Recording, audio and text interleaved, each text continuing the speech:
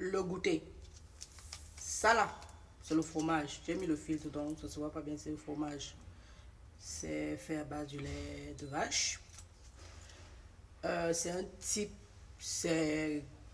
de goûter. On peut prendre ça comme goûter, tout comme on peut prendre un verre de lait de vache, on peut prendre du maïs bouilli, ou on peut prendre un fruit ou un légume, carotte, maïs ou concombre, ou on peut prendre un yaourt, ou on peut prendre un crackers, ou on peut prendre des grains comme l'amande ou les arachides, ou on peut prendre exceptionnellement un biscuit de temps en temps pour les enfants ou un chocolat. Grignoter les caramels, les croquettes tout le temps, c'est pas le goûter. C'est se purger avec le poids sans s'en rendre compte.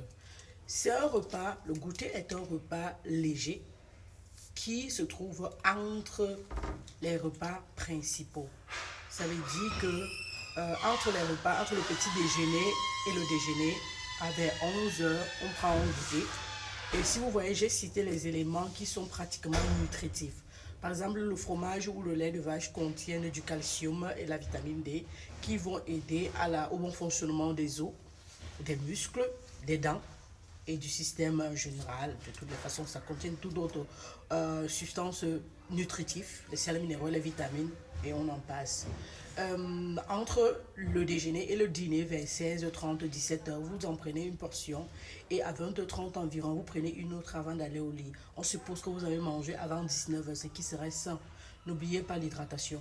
Donc du coup, c'est une habitude que vous devez donner à vos enfants, ce qui fait qu'au total, les enfants ont environ 6 repas par jour, parmi lesquels 3 qui sont légers. Ça fait à ce que vos enfants grandissent avec des bonnes habitudes. Demain ou après-demain, lorsqu'ils atteignent l'âge de l'adolescence, avec la puberté qui entre en jeu, les hormones, ils pourront facilement contrôler le poids et contrôler l'obésité. Donc, ils vont naturellement éviter de prendre du poids et même s'ils deviennent obèses, vous pourrez facilement le contrôler.